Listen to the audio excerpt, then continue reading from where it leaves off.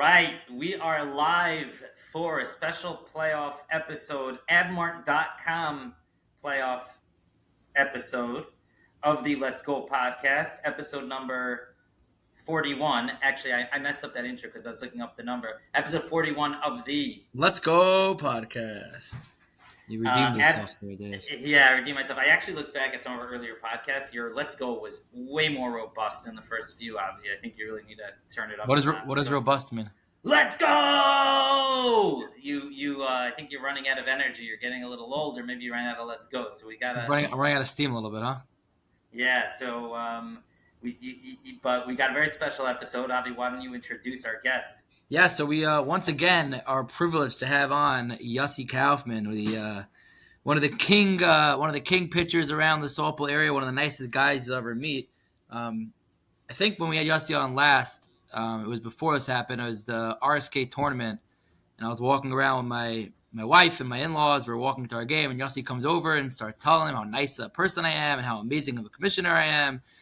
I really appreciate that, and Yossi, that's the type of guy Yossi is. He's an awesome pitcher, an even nicer guy, and we are very, very happy to have him on. Unfortunately, Yossi and I aren't on the greatest of terms right now because he just handed us a very, very unfortunate loss in the semifinals, where I happened to pitch my heart out, and my team happened to play great in defense. Just we were not able to touch Yossi for 3 games. Yossi actually had no hitter going against us till 1 out in the 7th inning, down 1-0 in Game 3 of the semis. We ended up actually coming back, tying the game, and ultimately losing in extra innings. But we're going to discuss a little bit of that and also preview the championship matchup, which Yossi's actually up 1-0, and CTC, we're going to close it out next week. Dave, take it away. So I think I really wanted to have Yossi on, especially after CTC. I guess you guys were in the play-in game, so you were the lowest seed for the playoffs, and now you're on the cusp of a championship victory. And I think I asked after the spring championship, I don't remember, it was either Steve Pollan or Archie Eichhorn, and I said, who's the MVP of the championship? And they said Kaufman, of course. There's no Shaila about it. So I think what makes Kaufman interesting in these parts, there's a great character arc. He used to be a lowly nobody for many, many years. People didn't know his name, and he's now, and apparently really stunk as a hitter as well, which we'll get into. But now is becoming sort of, I think, at least in my time working on this, if he takes the championship on next Tuesday, I mean, he's really the pitcher to beat in the area, going up against a powerhouse team in the spring. Really, I mean, how many runs did he give up in the 3 games? And then, we'll see what happens. We'll see what happens on Tuesday. But you gave up. I imagine you pitched the game 1 of the championship, Yossi? Yeah. We won 7-2. 7-2, and now you may. I don't want to jinx it. It's like the Sports Illustrated cover jinx. It seems like you might be the pitcher to beat in the area if you get it across the finish line on Tuesday. Yeah, I mean, I think it's all. I appreciate the compliments, but no. Listen, it's a team game. I think our guys really recently showed up. I think the whole season we had a little bit of a struggle of getting people to come down, and I think that's why we went in as kind of on the lower end and had to play in the playing game. But for the playoffs, they step up, they take it seriously, and yeah, I mean, even in the semis, the game 1 was close, game 2 was close. We lost. Game 2 actually, Avi beat us pretty handily actually that game. Yeah. And then game 3, it was 1-0. And then, then they tied at 1-1, and then we ended up winning in extra innings. But definitely a team effort, and it's a fun group of guys that we're playing with. And it's a very similar team to the spring, I understand. It is. We are missing. We had a few replacements. Yeah. So in the spring, we had Avi Nenner. Yankee Itzkowitz. Is he qualified? Is he going to play in games 2 and 3? He's not, unfortunately, only played 1 game, so we're going to miss Yankee. But we got his brother, which some people say the better version of Yankee, the better Itzkowitz. But he's great. And we're missing. So we had, as consistent regulars, we had Diamondstein, we had Ash, we had Nenner, we had Yossi Grossman. and all those are pretty much out. We picked up we had like 3 guys that were alternates that weren't even regulars on the team. We started on week 1 of like, hey, I'm missing guys, and they just kind of gravitated and started playing every week, which is Ellie Konigsberg, Josh Goldenberg, and Chesky Iskowitz, who are very much part of our core now. Josh Goldenberg is the older one or the younger one? He's a shortstop. Yeah, he's the older one. Is he playing short for you? Yeah, when he couldn't make it last week, but he should be good for Tuesday night, I think. Definitely game 2, because I know he has class. But he's defensively, he's, in my opinion, the best there is. I mean, people You think argue better than Zinn. Moshe Zinn? It's a debate. There are go either way. There are guys that say Zinn's better defensively. Other people say Josh is better. I don't know, Avi. What do you think? You've seen Josh probably 100 times. I think if I needed one person, to how am I going to say this? If I needed one, if there was a ground ball to short to win the championship, I would take Goldenberg. I think Zinn has stronger abilities than Goldenberg has. I agree with that. I think that's how I could sum it up the best. Yeah. Josh, like there'll be some ground balls where Moshe just won't come up with the play, and he'll tell you that. So I don't think I get too much slack for that. But there's also a million plays where Moshe will make plays that no other shortstop, including Goldenberg, can make. Like absolutely insane, unbelievable. It's not like Moshe errors every ball that comes to him. That's an easy play. He makes 97%, but Goldenberg's at 99 to 100. That's what I meant to say. How's he been hitting? How's he been hitting at the A level? Josh, he'll admit this. He's not there yet. We just called him up from AAA from the Robins, so it always takes a year. All right, so we have a lot of spicy topics to get into in limited time. So you mentioned some of the changes from the spring. You mentioned Daniel Ash, and I've been talking about you as the emergence of your emergence as a pitcher on this softball scene, and we actually have writers who write our questions for us. One of them, his name is Glenn Zuckerman. He told me today he should start getting he needs to start getting paid as a speechwriter. So he wants to know there was some kind of drama going on with King Ventures pitching in the spring, and then all of a sudden Yossi Kaufman eclipses Daniel Ash as the main pitcher, and he's pitching every game on this top tier team. So what happened there? Yeah, I mean, and Diamond's team, and eclipses Diamond's team. Right? Transparently, and feel free to I know Ash says he doesn't listen to the podcast, but I'm sure he does. Oh, I'll send him the clip. Okay. So there was a little bit of controversy because Ash couldn't. It was hard for him to make it in so the championship game was best of 3. The way it was set up was the first 2 games, and then if there was a game 3, there'd be a game 3. So Menachem, at the time was captain of the team, said he, between the 3 of us, me, Ash, and him, he's going to figure it out. But he told Ash, because it was difficult for Ash to come down, but he said, hey, you're definitely going to pitch game 2. We're going to figure it out. We're going to play it by ear, but there's a spot. So in game 1 of the championship, Menachem started. He got hit hard. He'll admit he did not pitch. He didn't start the game well. He had, I think, 5-6 runs. I came into the game like in the midway, I think, of the 3rd inning maybe, and I pitched pretty okay. I was holding my own, and then I asked Menachem whatever he wants to do to start Ash, and he said, let me go with the hot hand. Let me continue you in game 2, and then we'll kind of go inning by inning. Ash ended up playing first base or second base, and he played the field, but he didn't pitch. And then just as the game went on, he kept me in, and I finished the game, and we won the game.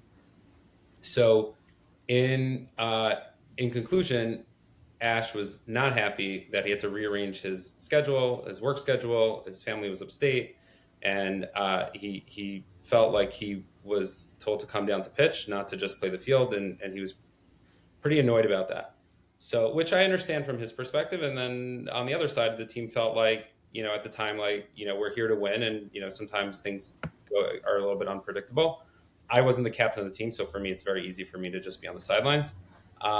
Anyway, after the fact, Ash just felt like, he was a little bit annoyed with Menachem. They figured it out. They patched it up. But I think he felt that it's best if he avoids this 3-pitcher drama moving forward. So Menachem ended up moving to Florida, and he said, so I said to Ash, hey, listen, we need 2 pitchers on the team. Like, it's just standard. And Diamondstein's not really going to play, so let's go. And then I think he's like, yeah, but I have some of my players that I would want to play with. I said, bring them. Matt Rosenberg, sure, I've heard of him. He's welcome on the team. So then Ash was like a little bit cagey about it. It was like, I don't know. I feel like it's just going to, I said, he's not around. We're going to roll with 2 pitchers. Don't worry about it. Maybe Menachem will play a regular season game. I said, I'll give you my spot. I'll make sure that you pitch. So he kept making excuses. And this was my favorite excuse where he was like, I'm not really going to play. I'm going to play maybe 2 games just to be playoff eligible. That's what he told me.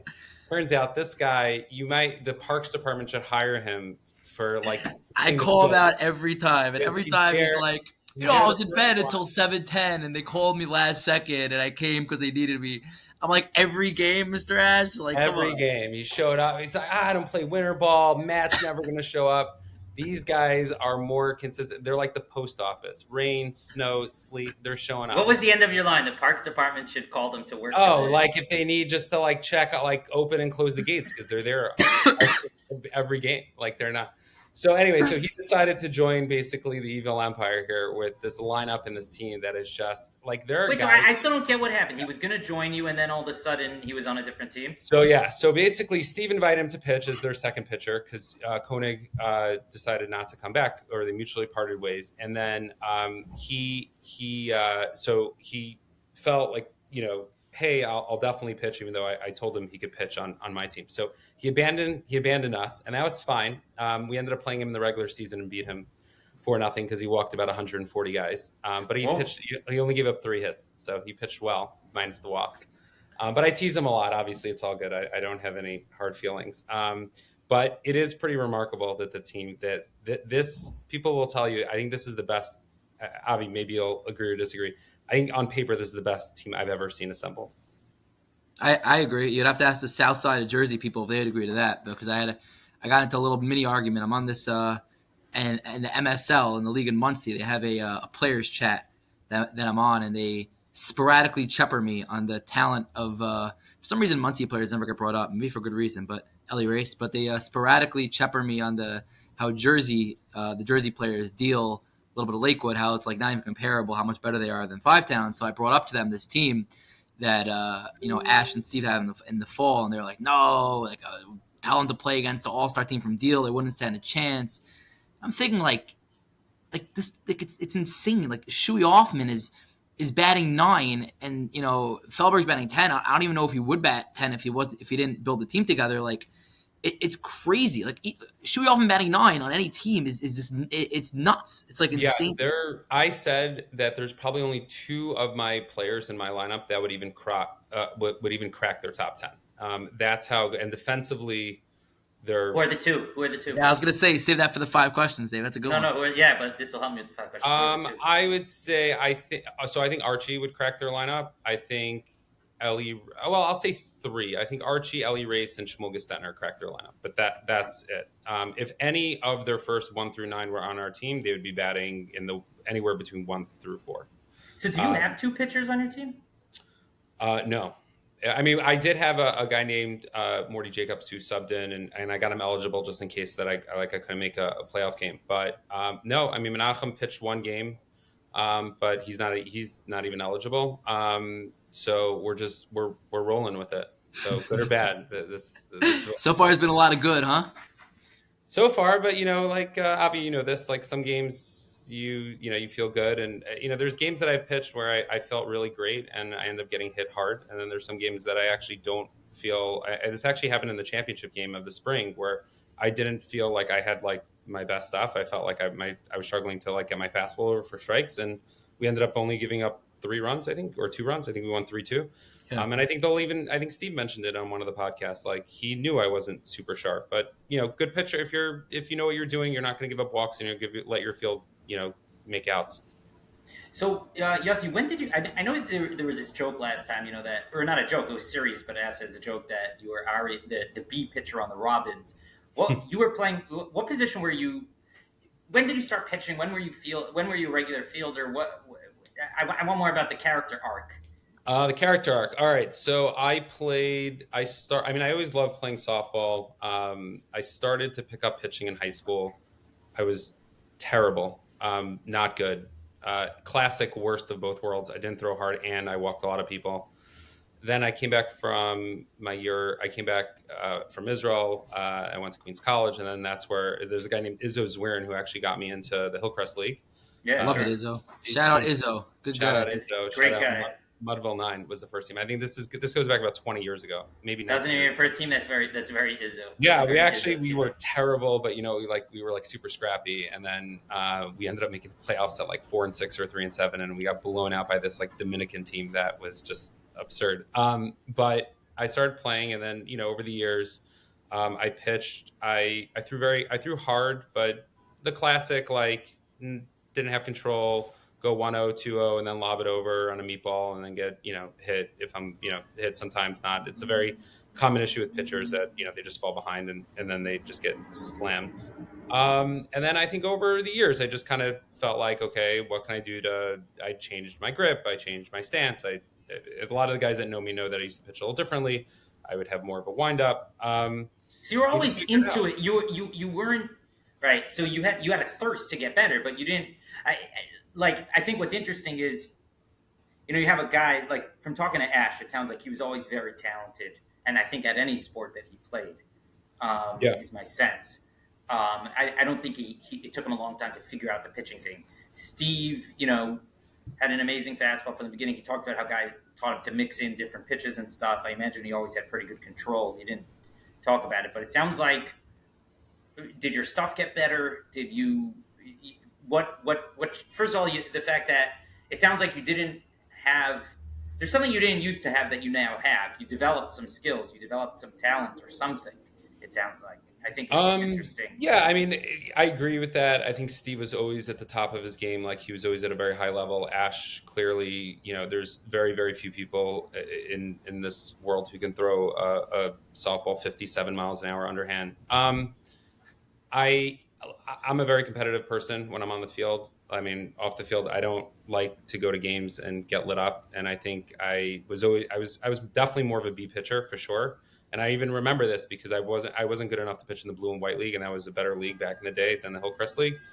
But I was just, I focused on getting better and, basically constantly trying new different things. And when you throw, so two things I believe. One is if you work on something, you'll get stronger at it, right? So if I'm throwing and I'm throwing consistently and I'm pitching a lot, your fastball is going to start to go up a few miles an hour and a few more and a few more. It's just like the body. It's just like working out for the first time and building, people that bench press at 135 and then a year later they're bench pressing at 250, right? So there's just this natural, I don't think there's a lot of people who could just go into it right off the bat and just throw really hard. And then, in terms of mixing up pitches, I think that's just learning the game and pitching a lot of I stopped. I noticed Avi started doing this as well, where I realized I'm not going to blow it by a lot of people, like especially the team I'm facing in the championship. These are professional hitters. If I just throw it really hard every time, they're just going to time it up. Yeah, Steve always talks about that. You got to go inside outside. I know, it's funny. Most people will say that, like, if someone's seeing a pitcher 10 times, the pitchers, it's usually the advantage to the hitter because they know it's coming. I actually feel the opposite. I know those guys so well. I know exactly, I know who has a little bit of trouble hitting it on the inside. I know who has a little bit of trouble hitting it on a changeup over a fastball. So I know I have a game plan on every single one of those guys, where admittedly with Avi's team, I know about half those guys, but I know the other half. So I'm just kind of doing my regular thing. Yeah, it was very frustrating. We, in the game we had versus CTC, game 3. So we came back in the 7th, we tied the game at 1. Noah Aaron had a big single up the middle, skipped by Ellie Race. Where was Ellie playing? I'm happy I got to say that. In center field. There's a single to center, took a weird hop, got by Ellie, rolled behind him, runner on second, one out, and then I come up to the plate, and I had a pretty decent series. I think I had 3 hits off Yossi. It was 3 for 7 or 3 for 8 coming in.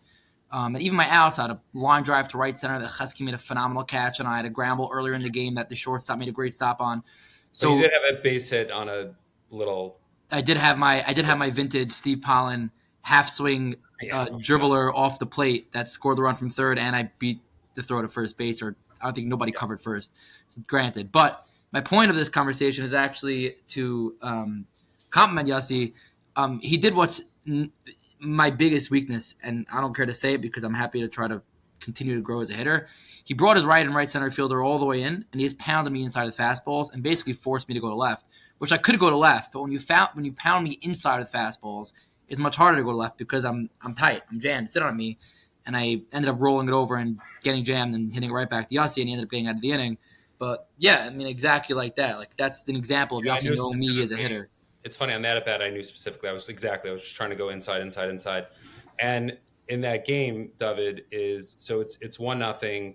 I've never pitched a no hitter, by the way, for the record. I heard there was this year somebody pitched a perfect game. I heard rumors, but this is what I was told. But I never pitched a no hitter. I'm in the 7th. There's one out, and I gave up a hit, and then I'm like, okay, so I'm here to win. I don't need a no hitter. And then the very next play, there's a ground ball up the middle, and it's an easy. It's the Ari Stowes, who's one of the best shortstops. He's an unbelievable fielder, and I actually probably could have gotten it. I let it go by because I knew he just steps on second and throws to first, and the game's over. Yep. And it kind of took a funny hop, and it hit up by his shoulder.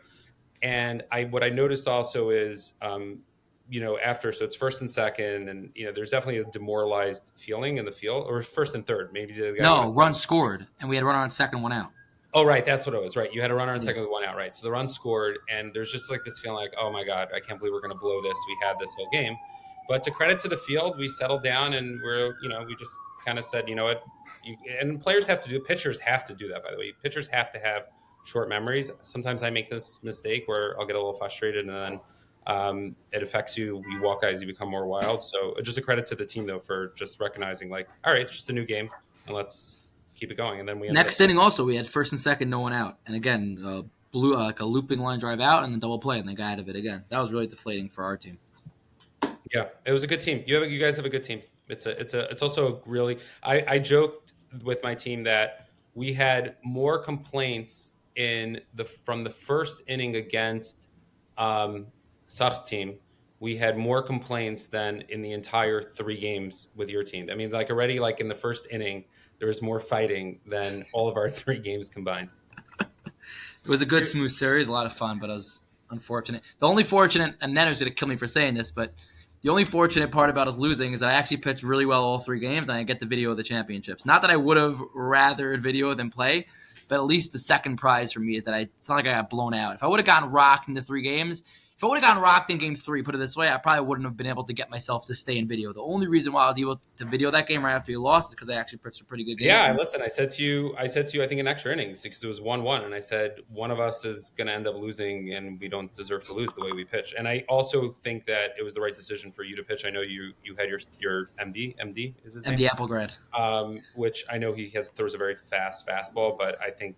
You guys, I mean, you had us. We didn't really hit you at all, so I would have gone with you. So I have a special treat for you guys. You mentioned Avi's at bat, and we're very fortunate that Glenn Zuckerman, as well, has a video for us. Oh boy, I didn't know about this.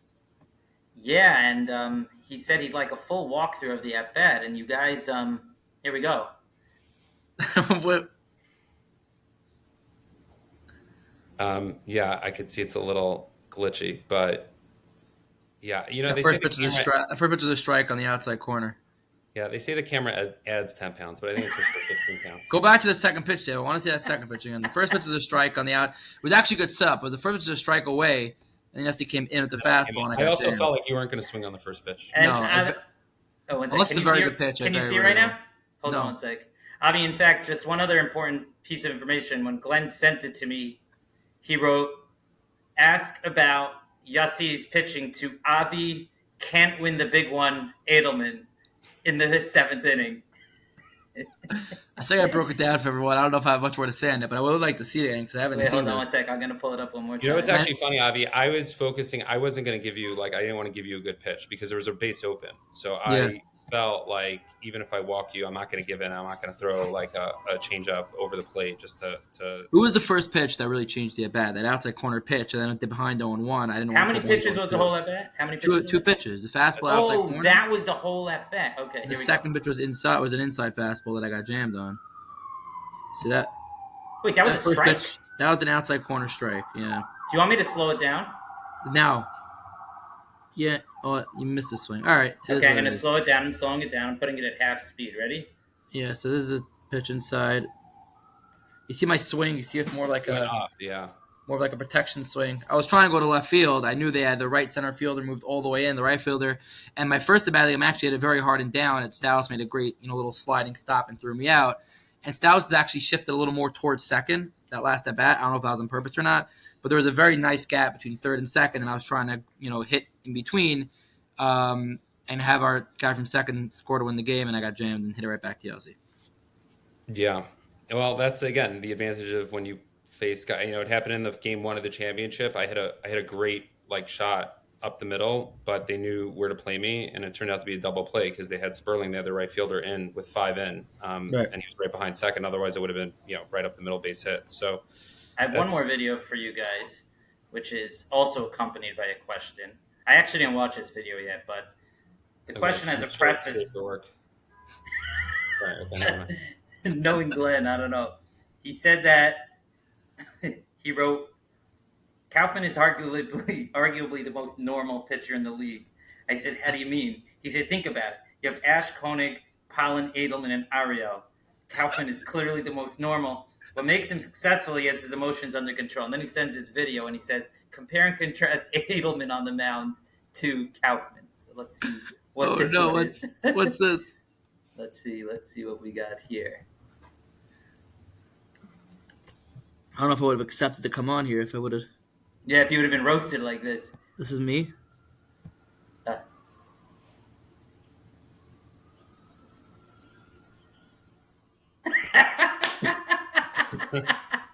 That's great. Is that Ellie races down the right field line? No, that one was up the middle to center. I don't know when that was from. Wait, let's watch it one more time. That must have been the inning. That must have been the inning before because your leadoff man got on that last inning on the ground ball to second base error. Is that where you slumped on the error? No, I was. Second baseman actually played pretty well that game. I mean, he played well. He just had the two unfortunate mistakes that ended up leading to all of your runs. But yeah, that last inning was a ground ball to second. Then there was the single from Stouts, fantastic job of hitting with one out, and Race hit a RBI single to right, and then a sac fly. And those are the 2 runs. Yeah, I remember that. Yeah, I mean, listen, the game, it's crazy as it sounds. It comes down to just errors. Yeah. I mean, even saying we wouldn't have ever tied the game against Yossi if that play at short was made, or even if Race gets the ball and gets it back in, it's first and third, one out, then I probably go back my little poke to the right side thing. So if there was first and third with one out, I walk you. You would walk me. Absolutely. Because I know the guy that you had behind you, I feel like I can get him and not get in the run. There are certain guys that I know that can go to right field and at least hit the ball on the ground. You hit the ball on the ground with your team, it's super fast. You're going to score. Right. So I would load the bases. Absolutely. It's very hard. It's very hard. Even like when a field brings their infield in, if a guy's running, and I know Adam often got very upset. We were playing them in the semifinals, and I hit a ground ball to the right side, and Zint scored in like a nanosecond. And Adam's like, that's impossible. He had to have left early. The answer is if he's running, like stealing home after the release, then when I hit the ball and it hits the ground, he's going to be 80% of the way home already. It's just practicality. And most catchers aren't throwing over to third. They're just not. Right. Yeah. Yeah. So it's, hey, the more you know. Yeah. So you're ready for 5 questions? Let's go. Okay, hold on. We're actually having a special guest in a minute. Your new arch nemesis, Sach Feldberg, is going to come on. Oh, Sach is also so many compliments for Sach. Never gets upset, never gets angry, never wears his emotions on his sleeve. We're talking about Sach. Never mind. Okay. Sach. Welcome on, Sach. You came just in time. We're gonna do 5 questions with. Well, it's a little more than 5, but we're gonna do questions with Yossi, and then we'll break down the big games on Tuesday. I always know what Sach does for a living.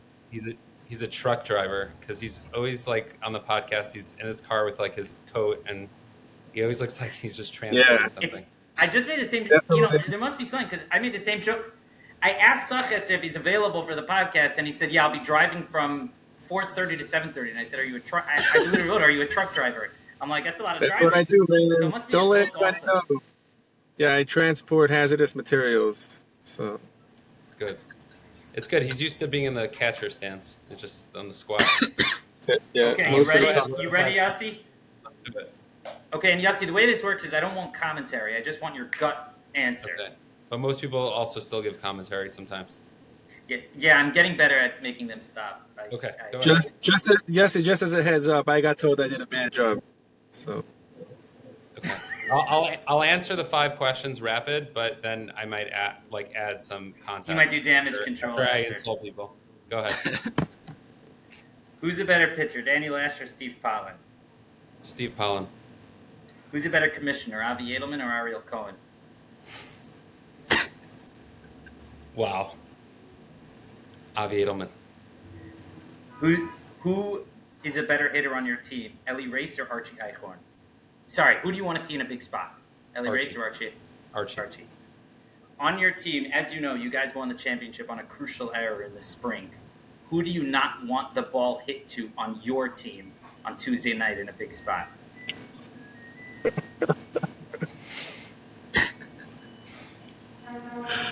As younger.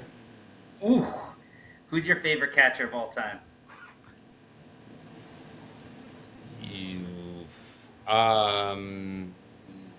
Wow, that's a good question. I've had a lot of people. I'll say Ezzy. Can I give context now? Oh, we're still going. Go ahead. I have a few more. I was having fun with this. I'll get to all of them because Ariel Cohen's going to call me in about 11 minutes. So I context. Who's a better hitter, Yossi Kaufman or Daniel Ash? Daniel Ash is a better hitter than I am, but in a big spot, I'd rather be up. Last question: Who has the highest batting average against you all time?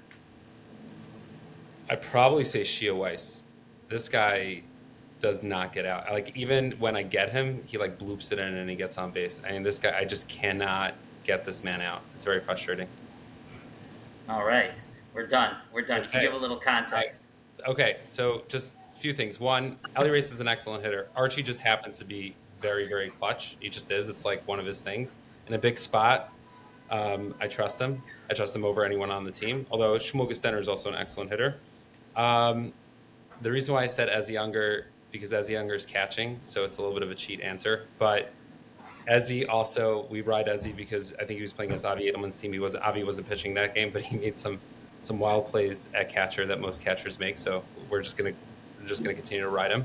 It's the easier way. Avi Edelman, I believe, is a better commissioner than Ariel Cohen for 3 reasons. One, Avi, this is what Avi does, and he does this where Ariel does have a job outside of being, which you wouldn't know it because, I mean, if I was Ariel's boss in another job, I'd be very suspicious because he did put in a lot of hours. I think the other factor is that every new commissioner, and I was a commissioner of the Hillcrest League for a few years, like when you start, there's like a lot of energy and there's a lot of momentum, and then you burn out, and I think Ariel burned out at the end, and Avi will get there. It's just natural. It's like a thankless job. And then I would say the third part is being the commissioner, you're basically an automatic punching bag for a lot of things that are outside of your control. And I feel like Avi does a little bit of a better job handling some of the criticism than I know Ariel would. It would be tough for him sometimes. So for those 3 reasons, I stick with my answer. Really, that was a really good explanation. It's just going to save me less time when Ariel calls me later today. I was going to say, shorten that phone call. Sach, you ready for Tuesday night? You're pumped? tonight, Tuesday night. Yeah, we're ready to go. I thought we were supposed to play last night in a beautiful 75-degree weather. I don't know if Avi Edelman was as good of a commissioner as Ariel Cohen, we would have the answer to the champion already. So Dave, are you aware of the context here, Dave? You know what's going on? You know what they're talking about here? You gave me a little bit of context. I know Yossi wasn't able to field a team, so Sach graciously allowed to push it into the next week or something, right? Graciously. Yeah, that's very graciously. So let's get into the on the field action though. So Sach, what happened last week? I mean, people are saying you've assembled the best softball team ever perhaps in these leagues. I know some of the old timers will say, "Oh no, the 2001 blah blah blah were better." But then you come up against Yossi Kaufman. You guys only put 2 runs on the board, right? First of all, Yossi's team is great, right? They don't have any weakness at any position. Right? I would think that we match up pretty well for them. Except catcher. I mean, if I'm the catcher and I'm going against Eze Younger, then you pick Eze Younger, right? So they have advantage there too. And they always say, right, great pitching beats great hitting. So Yossi was on that night, and he did his thing, and he made big pitches when he had to. And that's it. Hopefully, we come out Tuesday night, we do our thing, and we're able to bring home the championship. So what were the internal discussions after the game? Is there panic? Is it like the Yankees after game 1 against the Nah. against the When I was younger and I started doing this in captaining teams, if I was down 1-0, I started switching lineups and positions and bringing different guys in. Now you go with your guys, you roll with them, you put your best 10 out there and let things go as they go. Dave, I'll tell you firsthand, the internal discussions after game 1 wasn't how are we gonna win games 2 and 3. It's what's gonna happen with games 2 and 3. That was the internal discussions. I'm glad I was spared from it. Avi messaged me. He's like, "You're lucky you weren't added to this. I kept you out of this chat. You're lucky." I imagine things got hairy in there. By the way, I'll just comment on this, that it is, I do feel for Sach's team and Avi. I understand I put them in a very difficult situation. I could have played Wednesday night, last night, and I would have loved to play. But there were literally I did a poll. 6 of my guys could not make it, and they had real commitments. They weren't like, "Oh, I was supposed to take my wife out to dinner." And I told Sach, I said, "You're right. It was on the schedule. If you want, we'll forfeit or I'll bring, just some random guys. But, I think they realize that if they're going to beat us, they want to feel like they earn it. They don't want an asterisk. So they accommodated graciously, and I know it wasn't easy with the umpires. So we owe them one. And I think, should we be in this position with them in future years? Although I don't know, because, maybe I'll be on their team with Archie and Ellie, and we'll just have a super team. But but I will obviously return the favor when I can. Sach, so where does Yossi rank amongst pitchers that you faced? One of the things we were talking about is that he's sort of emerged as a pitcher over the last 5 years or so. Is that right, about 5 years? I mean, Yossi's pitching much longer than that, but I think he got much better, I would say, within the last 3 to 5 years. He's gone to the top of the league as far as pitchers go. What do you see that's different? And one of the reasons I'm interested in this is because I don't know. Steve has. It's an easy answer, though. It's an easy answer. He controls his fastball now. Right? It used to be he didn't have control of the fastball. So if he got the fastball over, it was tough to hit. But all you had to do was wait for one of his changeups and you hit it. Now with his fastball, and he's able to change locations and change heights. So it's a different pitcher you're facing than it was, 7 years ago, 10 years ago. That's how you know Yossi's an honest guy, because Sach, before you came on the podcast, Yossi is actually going through himself, his weakness and his strength, and he basically said that same exact thing. He said that the difference now and before is that he used to be able to throw fast, but he had no control, and then he would lob it over 2-0 and get crushed. Now he has much more control over his fastball. I just want to comment, while I appreciate the compliments. I would go ahead, Sach. No, I think Yossi learned. I don't know who's on delay here, but I think Yossi learned to control his fastball a little better when he took a bigger hop step over the mound.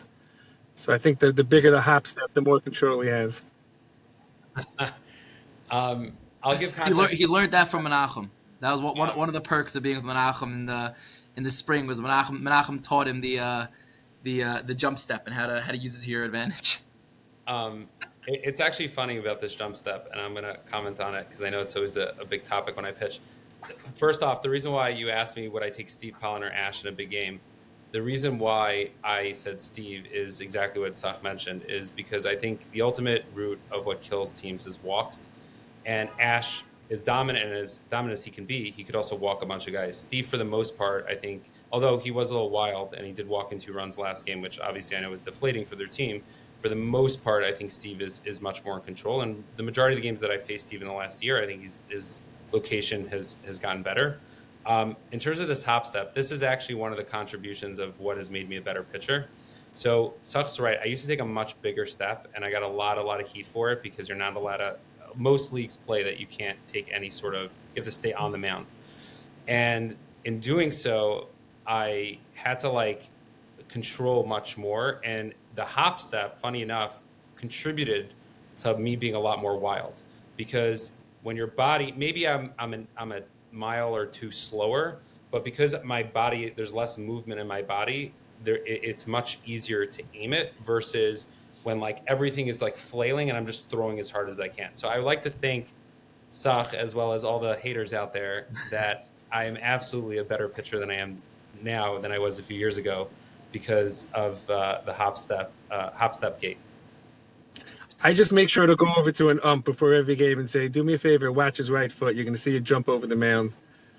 And The umps will never do anything. They never do, by the way. It's they, well, a have they actually, follow they follow the direction of the commissioner, Avi. it actually happened last night again, by the way. It happened last night, where the Legacy championship. I think it was actually the semifinal game before the championship, where the Robins were playing against Esquisito, the Raging Bulls. And funny enough, it wasn't Ariel Cohn complaining. It was other players in the team. They were going at it. They had the lefty pitcher. Besides for their captain, who's a regular pitcher, they have this lefty pitcher. He's actually a really good pitcher. Borderline Titan pitcher, by the way. Not a Jewish guy. Phenomenal pitcher. Lefty, has a riser, has a good fastball. I forget his name. He didn't want to come on the podcast when we asked him. He wasn't so interested in. He won't be seeing this. So I don't really care to talk about it. But he also took like a little half a step, and there are guys in the Robins team that's flipping out. And I told Dom, I said to look out for it, and Dom's like, he said 90% of pitchers take some sort of hop step. And then I got into a whole fight with Dom whether I do it or not.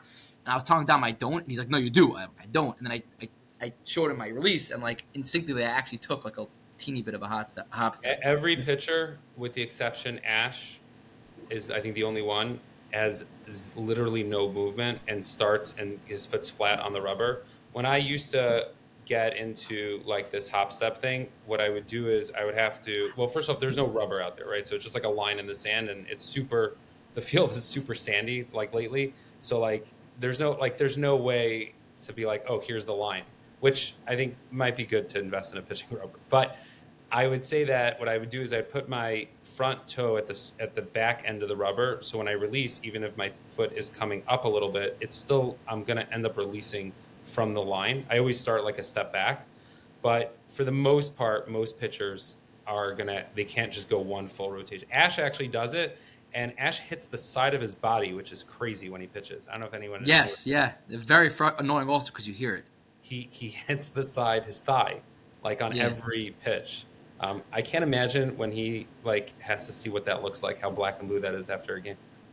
So Dom claims Steve Pollen also doesn't take a hop step, by the way. Dom says Steve stays in the mound too. I think Steve, if he does, it's obviously very slight. And as a pitcher, I learned a rule: you never, ever complain about two things. I never complain about the other pitcher. And if I'm in the batter's box and I'm getting balls and strikes called against me, and I think that something's a ball when I never complain because I feel like the umpires here have short memories or long memories. I wish I had the same temperament as you do, Yossi. Well, I think it's just you don't want to. I've seen catchers complain a lot, and then when I got called out on that strike 3 call, I think against you in game 2 on that pitch up, I really got upset. It's a bad look for me to get upset because I'm also the commissioner, so like I got to be very careful. But I really also I almost never strike out, so like I take my non-striking out very seriously. They were calling more high strikes last game. Like normally I get the low ones, I don't get the high ones. I got a high strike call on Matt Rosenberg, which Dom would never call that a strike, only because Dom's more of a lower strike umpire. But because the pitch was at his head. The pitch was at his eyes, so that's probably also why he wouldn't call a strike. The pitch is actually on camera, by the way, so he definitely. You can get it, and you'll see it's at his letters.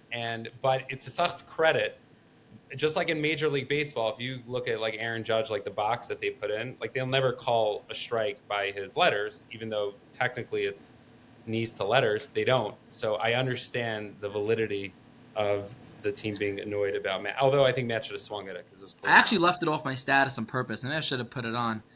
I didn't have the headspace for the controversy. Maybe I should put it on. Maybe I should re-put it on and put a poll. Maybe I should put it on the community and put a poll.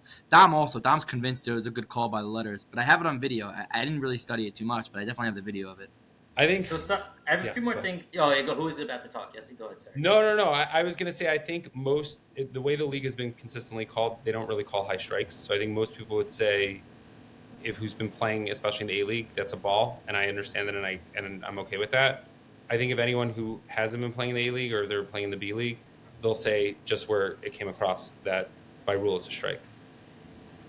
So I have a few more things I want to get to. So Sach, have you ever caught Yossi, by the way? Never. Nope. Not yet, but I'm hitting free agency stuff, so I'm available. You let me know if you want to bring a other pitcher Wait, so on. Sach, I'm hitting retirement, yes. So You're hitting retirement. So are there any weaknesses that Kaufman currently has a pitcher that you think he needs to address? you're asking me if I see any weaknesses in Yossi as a pitcher? No, any guy who gets the pitch from 43 feet away is going to be dominant. David, I'll just comment on this. This is I always tell the guys, when the other team is complaining about the step, I know that I'm pitching a really good game. It's when they're not complaining where I'm nervous. So wait, so in game 1, you heard them chirping at you about the step? No. We didn't say one word about the step. We didn't talk about the step game. Okay, now the next thing I want to get to is somewhat unrelated, but also related because you guys are both very experienced. And me and Avi, one of the things we're really interested in is helping people feel comfortable playing in the A League. And a lot of what I've learned, it's not just a talent issue; it's a confidence issue, and also the fact that you need to take a bunch of beatings for maybe a couple of years before you know your way around. So I think that's the biggest issue, honestly. So in terms of Ariel Cohen pitching in the A League, the guy has nothing left to prove in the B League. He's basically, if not in every single championship every season, like his team could be in the championship every year in the B League. And I know he pitched a little bit in the A League and this season, and he got hit around, I think, whatever the term is, on last week or 2 weeks ago. So what do you guys think about him moving to the A League? Do you think he's ready for prime time or not? And if he's not, then there's a ceiling for him, perhaps, or are there some adjustments he needs to make? Curious what your thoughts are. You want me to go first or Sach? I want to hear from Sach first because I think he hit against your team hit against him last week. Sach just played him last week. Yeah, we hit against them. I'll tell you. I mean, listen. There's what do you guys call it? Titan, Legacy, AB, whatever it is. Yeah. I mean, yeah. The leagues. I've watched the other league games. There's a clear difference in talent in them. There's a different caliber pitcher, different caliber hitter. I don't know that all the guys who play on the other league are going to be able to handle the pitching. That's the main thing in this league. A guy like Ariel Cohen, I've watched him a little bit pitch in that league, and he looks like he's dominant. But when he's going to come face hitters like, the guys on my team, the guys on Yossi's team, or the guys on Avi's team, I mean, those are legit hitters. And what looked like to me, there's nothing overpowering that he's throwing. He's relying on sort of some of his junk and some of his floating pitches. So anything you throw there, you're a disciplined hitter, you're going to sit back and tee off. So, unless he picks up speed, or he gets like super accurate that he's able to pick corners and things like that, I don't know that he's ever going to come to an A League with A League hitters and just be this dominant pitcher like he is. You guys talk about him in the B League. I guess, and it's not. I just want to be clear. I'm not knocking his talent. He looks talented. It looks like he pitches well in the B League. There's just there's like, again, if Yossi went to pitch in the B League, he'd throw no hitters every game, right? It's not a fair assessment on sort of how you're looking at it. It's just a different level of talent. I guess the follow-up to that would be, so what's the answer? Is the answer just to keep on staying in B and dominating, or is the answer to come to A? Because from a league's perspective, I think for the spring specifically, I think most of the league is in agreement. They want the Robins to get out of the B where they just dominate and destroy and, go into the A. It's another, everyone on the Robins, especially in the spring Robins, are phenomenal defensively. Ariel might not dominate. He might not even be above average pitcher, but he's definitely, sufficient enough to pitch to a great defense. So I guess the question is, what would you say is the next move for a guy like Ariel Cohen and the Robins? Like, what do? They just continue staying in the Legacy League and dominating? Do they attempt to join the Titan League? I don't know. I don't know his team and what he has there, and you know what it is. I haven't seen it enough and done enough, but from just hearing about it and talking to you guys about it, if the team itself is the talent around him is that much better than everybody else, then yeah, they should go up to the A League, see what they do, and try to win it there. You know, Ariel can change a little few things up. You know, he's a good enough pitcher to maybe get a little better in the A League and be sufficient. And rely on the talent around you. If they're dominating in the B League and guys don't want to play him, then it's probably not a combination. I don't believe it's probably just him. It's probably the combination of guys that he has around him too are probably borderline or actually his players. defense is phenomenal. His defense is phenomenal. It's one of the best So that's defensive teams I've ever seen, right. including A-League teams, by the way. Yeah, Right. So when you play shortstop now on Yossi's team, his shortstop's on Yossi's team now. Yeah. Oh, okay, right. So yeah, so I mean that's an A League shortstop, right? So when you have A League defense around you, and then you're going to be playing against guys who are B League players, yeah, then you're going to be dominating everything that's out there. I actually I have a little bit of a different take. I mean, I agree with some of this stuff that Sach mentioned. I think it's a lot of it is defense. I think that Ariel, if he comes in with if you took Ariel and you put him on Avi's team, he would be very competitive because Avi's team is very good. I mean, we're all the teams that are in the championship are competitive, but even like I don't necessarily think Ariel worked on him. I mean, Ariel's like I think he's a decent pitcher. Like he's a good pitcher now, and I remember back in the day he wasn't as much, but he throws strikes. He could throw with a little bit of speed. I don't think that there's that big of a leap between someone like Braun, who I think pitched great this year and made it, and we played him in the play-in game, than Ariel. I think let's just put it this way: there's less room for error for someone like Ariel to play in the A-League with his defense. So if he has a good defensive team, I think he would be very competitive. I would say he should be pitching in the A-League. I think the B League is designed for people to basically say, hey, I'm going to get it over, maybe a little bit of speed, but I'm mostly going to get it over, and it's more of the hitters that are going to hit, and it's more of a field. Like I don't think the B League is meant for, hey, let's strike out 9 guys. Like go to the A League if you're getting to that point. You know, it's interesting you say that, Yossi, because I have fielded teams in the Wednesday night league, what used to be called the Carlton League, now the West Hampton Softball League. So, and Avi played on my team as a fielder, as a third baseman in the summer, and that league is very strong. Why are you laughing, Avi? I started as a third baseman, then went to second base, and went back to third base. I did what I needed to do for the team. Yeah.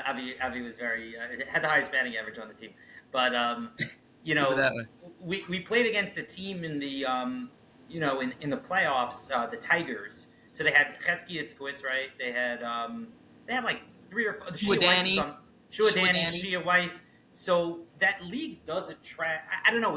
I'm not this definition of A League versus B League. Also, I'm not totally sure about them. I don't know. It's like right. I don't know if that's a true B League. That league, and maybe that's also clouding our. They also have a borderline A pitcher, also. It's like Weiss, who if he's on, he's really good. He has a really good riser, and Weiss is very good. Also, I think that there's the truth is I think there's really 3 levels. There's really an A, B, and C, and hopefully Avi builds this thing up enough where he can have 3 very. That's a very interesting. Interesting idea, actually, because you know what? Because we had C League teams in the Sunday League. That's a difference. The Wednesday night league, I would say, I don't think there's one C team. There's no Mickey Mouse team. Every game is a hard fought game in that league. Maybe there's one team that had a lot of holes, but that's not. You really need 3 levels. I think you're right, Yossi.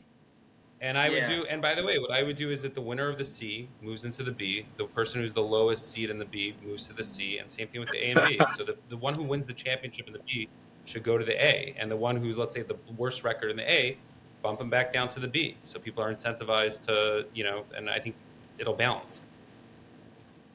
Going relegation style, soccer style, there's no way that's going to work. guys who are in the A League and think they're an A League team, you're going to tell them you're relegated to the B next year. They're out of it. They're not coming back. Yeah. I'll tell you the other thing I was thinking is that the last time I heard A, B, and C talk, first of all, it reminds me of that league in Jersey that I'm not allowed to talk about because I actually have 3 tiers and get away with it. But secondly, it reminds me of my conversation with Ariel Cohen. Every time I speak to Ariel and try to tell him, hey, get your Robins, get ready. Your Robins are going to the Titans in the spring. Get no more legacy. Yeah, but I have other ideas. We could do, 3 tiers, do an A, a B, and a C. And, the B, will be in the B. There'll be C. The B will, then will play some A games, play some games against A in the regular season. But then each division will be bracketed into their own playoffs. So, like, basically what you're saying is you're just going to be playing B teams in the playoffs and dominate again. And you'll have to play 1 or 2 A teams in the regular. So when I hear the 3 tiers, I get very, nervous, I guess. I think you just got to tell Ariel, give it a season in the A, see how it goes. If you get crushed every week, okay, then you'll go back to the B. But he's got to try it. I think he's good enough with his team is good enough. They could hold their own. Maybe they'll go 4-4. Maybe they'll go 2-6, whatever, how many games there are. But I think Sach and I are aligned on this. Like, I'm not interested. Like, I want to play in the best league and with the best talent, and I'd rather lose in the best against the best, caliber of players than win a B championship if I feel like I'm good enough. I mean, one day I'll probably end up in a B league somewhere because when I'm, super old in about 3 years and I lose everything, you'll see me in the B. David, back to Yossi's earlier point, just quickly. That team you had in the A division this time around, they went 0-6. I know the Magic guys team with the brothers. Team Ventures. I was about to bring them up. That's a perfect example of what Yossi was talking about. They had an excellent defense. Their pitcher is good enough that with that team around him, they were good, right? I mean, they didn't get blown out. They need to get a couple more hitters on their team, but they were good enough to be very competitive in an A league setting. If that's what the Robins are like, then yeah, they should definitely be up in the A league. And let me tell you, the most frustrating thing is because I got messages from 4 different people on that team after that season. Not only did they promise never to play again in Tier 1, but they were upset at me for putting them through this. Because why? They went 0-6. Or 0 whatever, how many games they're on. They're a good team. That's what bothers me so much. Besides for one game where they literally had 8 of their guys not there, where they got blown out, they were losing games 6-4, 8-5, 2-1, 1-0 to Glenn's to Sach's team on a Glenn Zuckerman, cash that they would have won the game on. They were so upset that they're 0-6 and they couldn't believe that I put them through that. They get Sach say they get 2 more players, 2 more hitters, and maybe 1 more fielder, and they're up there with everyone else. Even the Black Sox. The Black Sox got a great season. They got pummeled by Sach's team in the playoffs, but so you get 2 more hitters, and these guys are all left such a sour taste in their mouth when they had a really good season. And I guess the assumption is if you don't win a championship or lose a close game in the playoffs, automatically you're not ready for the league. That's just a very frustrating thing to me. Well, maybe they just need a better pitcher, and Sach has about 4 of them on his team, so they can just grab one. All right, no more jokes. Sach's not responding to that. Okay, Avi, you're going to do your thing. We need predictions for Tuesday night, and then we got to wrap up. All right. I'll say that Game 1, Tuesday night, will go to CBS only because the CBS Alliance, which by the way is a really cool name, and I hope it doesn't stick for the spring because I'm trying to spread out the Titan League and not combine it. But I do love the names. I hope it sticks to some capacity. CBS Alliance, I think, takes Game 2. I'm gonna guess. I have no inside information that Ash pitches Game 2, and they'll win 3-1. I do think Yossi will hold them again. I think Game 3, Yossi will be more tired, and I do think CBS will ultimately hold up to their roster name Alliance and win 8-3 behind Ash pitching again. And I think CBS will win the championship. I mean, Seth, tell me if I'm wrong. Steve's not going to pitch a game on Tuesday night? I'm going to give away strategy here. I mean, we'll see what happens. Yeah, Steve's an old man. I don't know if Steve's he needs 3 weeks to recover between games now. So we'll see how that goes. Listen, we were talking at the beginning of the podcast of riding with the hot hand. I see no way Sach doesn't pitch Ash Game 2 because that means Ash would have got another championship without pitching. So I just think based off that, Ash has got to pitch Game 2. And I predict Ash is going to dominate Game 2. I don't see them pulling him after Game 2. Just using some of my softball previous experiences to, go through that. So all right. So Sach, what are your predictions for Tuesday night? I like Avi. Whatever Avi says, man. The commissioner. That's it. Listen, we're going to get out there. We're going to try our best. Hopefully, we take those 2 and we wrap this thing up and bring it home. I'm sure it'll be a good game anyway we look at it. Two good games. Hopefully 2 good games. Let's win Game 2, and then we'll worry about Game 3. Yeah. Yossi? I agree with Avi. No, I think the first few innings of game 2 is the key, because I think the pressure's on them. If we could hold them the first few innings, I think naturally they're going to tighten up a little bit, get a little bit nervous, put them on edge. And we'll see what type of version we have Ash. We have good Ash or bad Ash on Tuesday night. So I'm excited. But I agree. It'll be a good game regardless. We're pumped. We're excited to finally wrap up the season and bring home another championship with under a different name. Unless Sach doesn't want Ash back on his full team next year, he can just go ahead with Steve. And if they get swept, Ash will be out of teams. Ash will have nowhere else to go. And then not be able to pitch on any championship team. It's going to be done. You guys could force him into retirement and to only playing golf and hockey. Right. Or he'll tell you he doesn't play softball anymore and then show up every single game 25 minutes early, stretching and using his massage gun. He showed up to the championship in like a beanie and a hoodie. And I'm like, Ash, you look super comfy. He's like, nah, man, I'm miserable. Can't you see what I'm wearing? I'm like, yeah, you look super comfy. Like you're just sitting there chilling. He came down to just DH. He didn't even play the field. And it was like 55 degrees, and this guy is complaining. First one at the field, stretching. He loves it. He lives for this. So I can't wait to remind him about it every single opportunity I get on Tuesday night. All right, we got to wrap, guys. Thanks so much for coming on. It should be fun. Last time after the spring, we had you guys won. We had on Archie and Ellie Race in a celebration podcast. They came on the podcast with their trophies. So hopefully, whichever side wins, we'll get one or two of you guys on next week to go over it all. I'll tell you guys one thing. I don't know Race. I don't know him personally. I just met him a little bit through these games. That guy does not shut up. I mean, not if he's winning. He just talks and talks and talks. To his credit, man. He is he's the heartbeat of our team. Absolutely, he's the guy.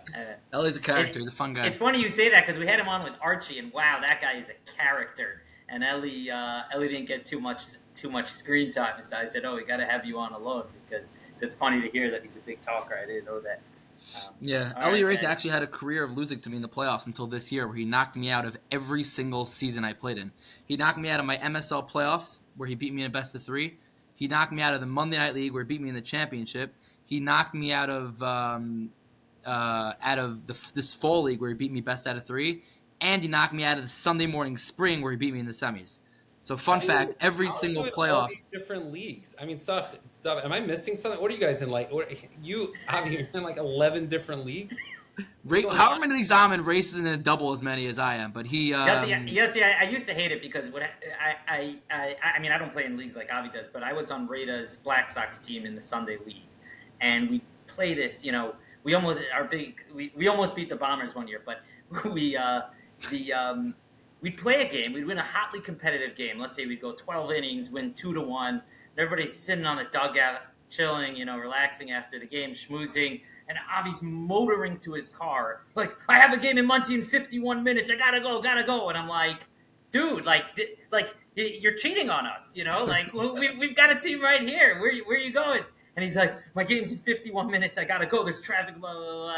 It's like pretty wild how much. It's wild. There's only one other guy, Ariel Cohen. He told me he pitched 250 innings this season. He's pitched more innings than Major League Baseball players starting pitch. I'm like, how are you pitching 250 innings?